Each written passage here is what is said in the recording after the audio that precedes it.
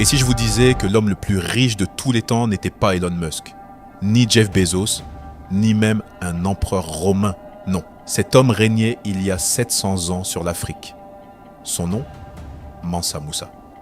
Un roi dont la fortune était si colossale qu'elle ferait passer Elon Musk pour un modeste start-upper. Mais derrière l'or et les caravanes fastueuses se cache une histoire bien plus complexe et bien plus tragique, car ce roi, dont on vante la richesse, a peut-être, sans le vouloir, scellé le destin de tout un continent. Comment ? Pourquoi ? Et surtout pourquoi personne ne vous raconte cette partie de l'histoire ? Bienvenue sur Racines et Révolution. Aujourd'hui, nous plongeons dans la vérité cachée de Mansa Moussa. Pas le conte de fées qu'on vous sert tout le temps, mais l'histoire crue, nuancée et essentielle.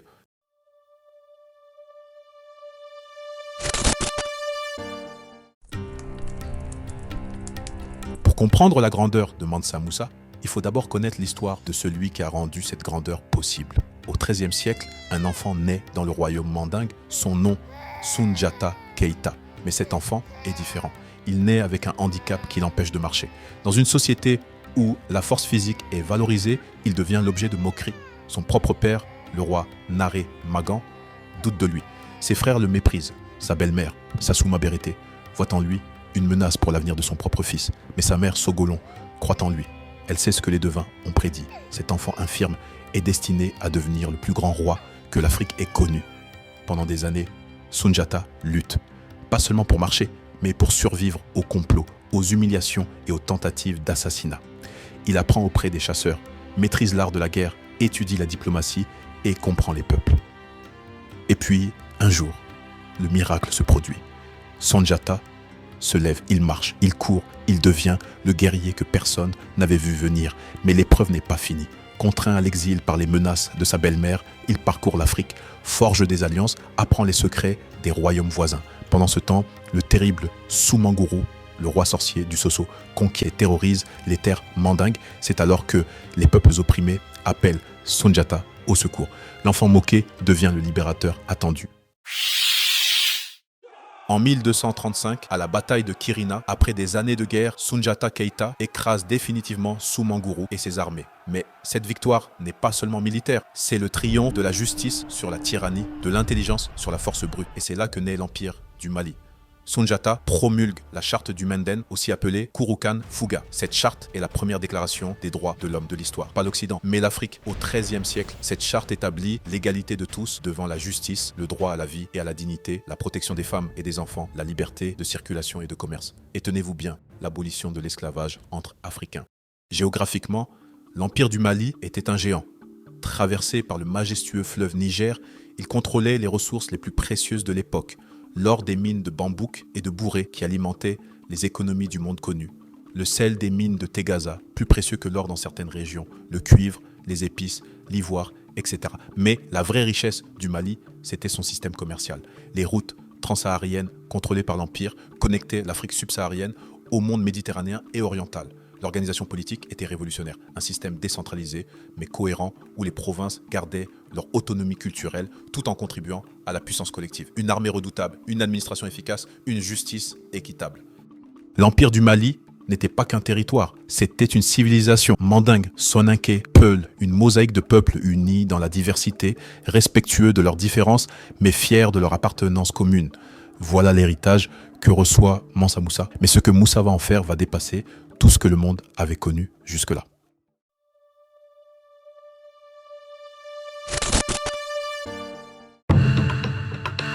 En 1312, l'Empire du Mali connaît un tournant historique. Le 10e Mansa monte sur le trône, Moussa Keïta, que l'histoire retiendra sous le nom de Mansa Moussa. Mais attention, contrairement à ce que certains récits simplifiés voudraient nous faire croire, Moussa n'hérite pas d'un royaume en construction. Il hérite du plus puissant empire de son époque. Son prédécesseur, son propre frère ou oncle, selon les sources, Abou Bakri II était un homme fascinant dont l'histoire, curieusement, a été largement effacée des récits populaires. Un homme qui, dit-on, préférait la science et l'exploration au pouvoir. Un homme qui aurait construit une flotte de 200 navires pour explorer ce qui se trouvait au-delà de l'océan Atlantique.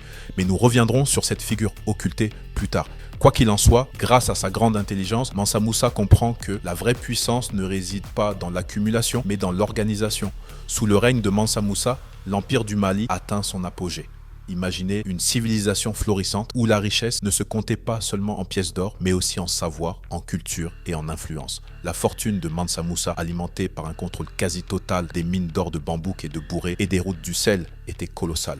Les estimations modernes, bien que difficiles à confirmer avec exactitude, parlent de sommes faramineuses dépassant les 500 milliards de dollars actuels, faisant de lui, sans conteste, l'homme le plus riche de tous les temps. Mais Mansa Musa n'était pas qu'un souverain riche, il était un administrateur visionnaire. Son règne fut marqué par une période de paix et de stabilité remarquable. Il a consolidé son immense territoire, imposant la justice et l'ordre, faisant du Mali un havre de sécurité pour les commerçants et les savants. Il a renforcé l'unité de son empire, intégrant les populations conquises et favorisant le commerce. Comme le décrivent des historiens tels que Akbar Ali Tobani, sa gouvernance était empreinte d'une profonde sagesse. Cette période de prospérité inégalée a permis à Mansa Musa d'entreprendre des projets grandioses, de multiplier les constructions religieuses et les centres de savoir, préparant le terrain pour l'événement qui allait graver son nom dans l'histoire universelle et modifier à jamais la perception de l'Afrique dans le monde, son pèlerinage à la Mecque.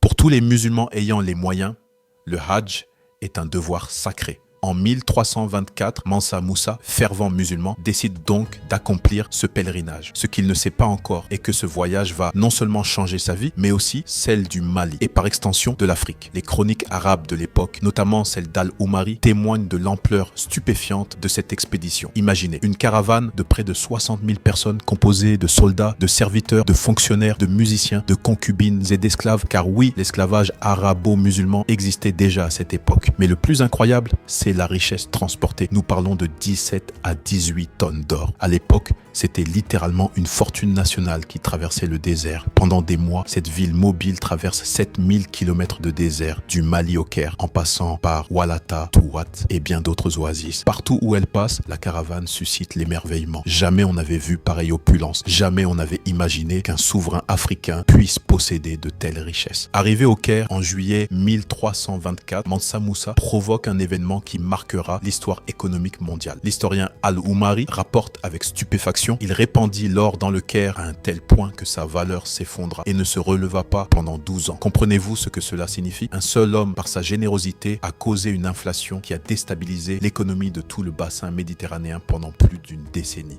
Les marchands du Caire ne savaient plus à quel prix vendre leurs marchandises. L'or, base de l'économie mondiale de l'époque, perdait sa valeur à cause de la distribution massive de Moussa. Les récits indiquent qu'il fut même contraint d'emprunter de l'argent pour le voyage de retour, signe de l'ampleur colossale de ses dépenses. Cependant, cette ostentation eut un autre effet. Elle fit connaître l'empire du Mali aux yeux du monde. En Europe, sa renommée se répandit si vite qu'elle fut matérialisée sur l'une des cartes les plus célèbres de l'époque, l'Atlas catalan de 1375. Sur cette carte, Mansa Musa est représenté trônant fièrement, tenant une pépite d'or, preuve visuelle de la fascination qu'il exerçait. L'Afrique de l'Ouest était désormais fermement inscrite sur la carte du monde médiéval, bien au-delà des récits des marchands. Mais cette carte allait changer le destin de l'Afrique, car maintenant, l'Europe sait. Elle sait qu'au-delà du Sahara se trouve un empire d'une richesse inimaginable. Elle sait qu'il y a là-bas assez d'or pour révolutionner l'économie mondiale. Et quand l'Europe sait qu'il y a des richesses quelque part, l'histoire nous a appris ce qui arrive ensuite. Mais avant d'analyser ces conséquences troublantes, il nous faut d'abord comprendre ce que Mansa Musa a réellement accompli de grand. Car au-delà de ce pèlerinage controversé, son règne a donné naissance à quelque chose d'extraordinaire.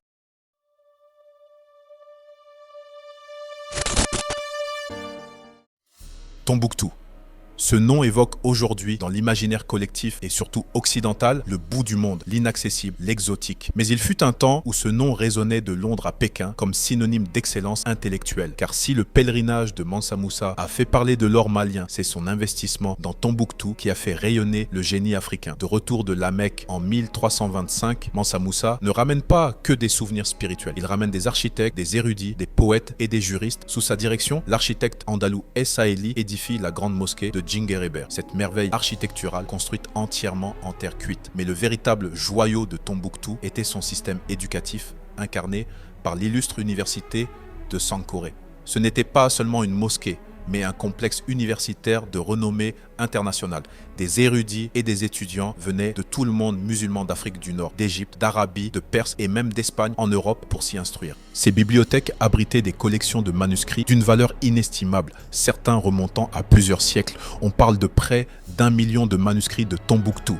Ces trésors contenaient des savoirs avancés en astronomie, en mathématiques, en médecine, en droit, en histoire, en philosophie et théologie. C'est un pan entier de l'histoire intellectuelle de l'humanité, un témoignage éloquent de la sophistication et de l'ingéniosité africaine. Concernant le destin de ces manuscrits, pendant la période coloniale française, de nombreux récits documentent la saisie et la destruction par le feu d'une partie de ces trésors par les autorités coloniales. Il faut aussi savoir qu'une très grande partie de ces collections a été précieusement conservée par les familles locales et les institutions maliennes pendant des siècles. Analysons à présent comment l'histoire de Mansa Moussa a été instrumentalisée et quelles en ont été les conséquences. Car derrière la légende dorée se cache une réalité plus sombre que l'on préfère taire.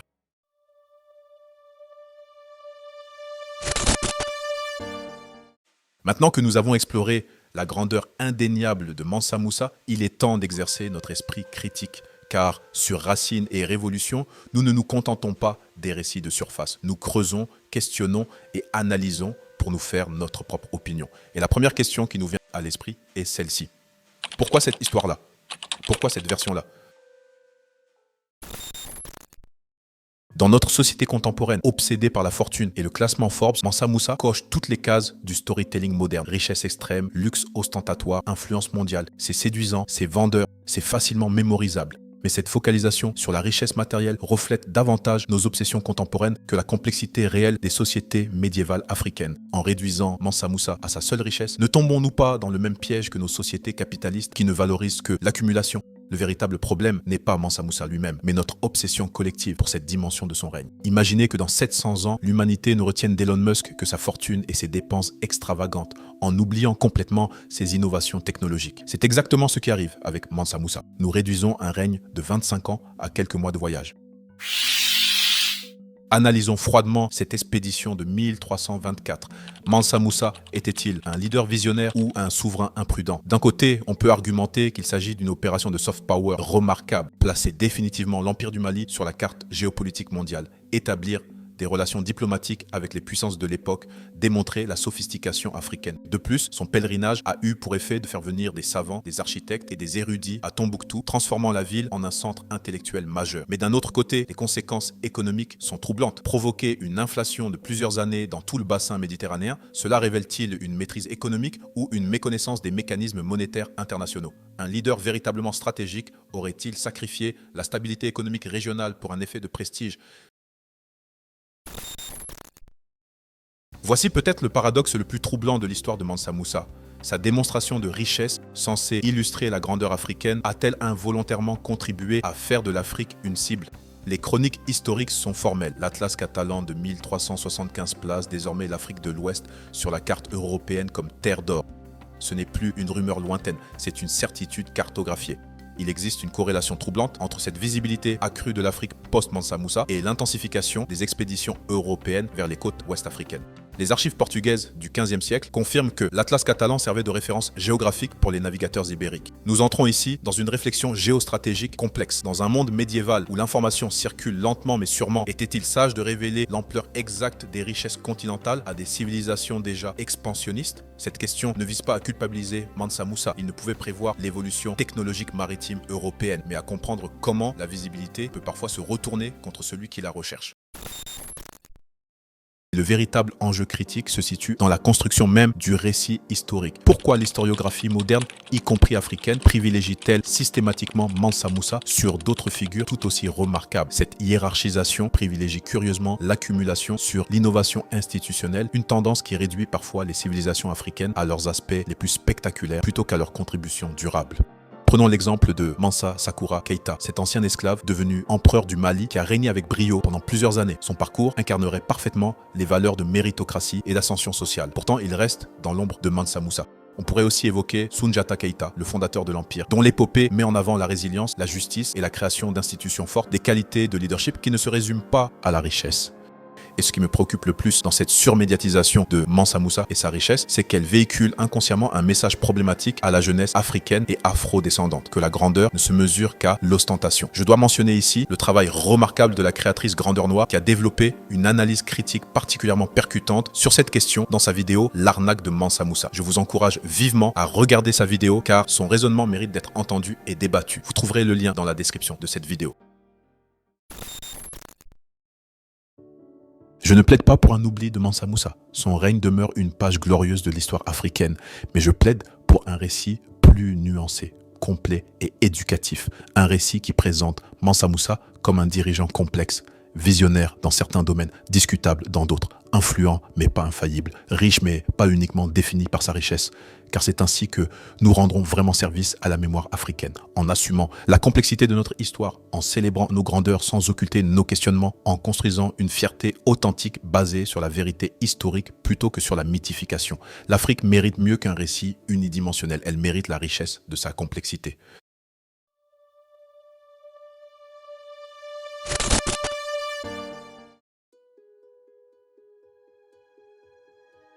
Nous voici arrivés au terme de ce voyage dans l'histoire de Mansa Moussa. Et j'espère que vous mesurez maintenant toute la complexité de cette figure historique. Mansa Moussa fut, sans conteste, une figure historique majeure, un souverain d'une richesse inégalée qui a fait rayonner le Mali et le savoir africain à travers le monde connu de son époque. Son règne marque l'apogée d'un empire africain prospère, juste et intellectuellement brillant. Mais son histoire, comme toute histoire humaine, est complexe. Elle est sujette à interprétation et, comme nous l'avons vu dans notre analyse critique, à une certaine instrumentalisation qui peut masquer des vérités plus profondes et des figures plus éclairantes pour notre compréhension de l'Afrique. À présent, je veux avoir votre point de vue. Comment cette histoire de Mansa Moussa et les récits qui l'entourent résonnent-ils avec votre propre compréhension de l'histoire africaine? Partagez vos réflexions, vos arguments et vos propres découvertes en commentaire. N'oubliez pas de laisser un pouce bleu, de vous abonner à la chaîne si ce n'est pas encore fait et surtout d'activer la cloche de notification pour ne rater aucune de nos prochaines vidéos. À très vite pour une nouvelle vidéo.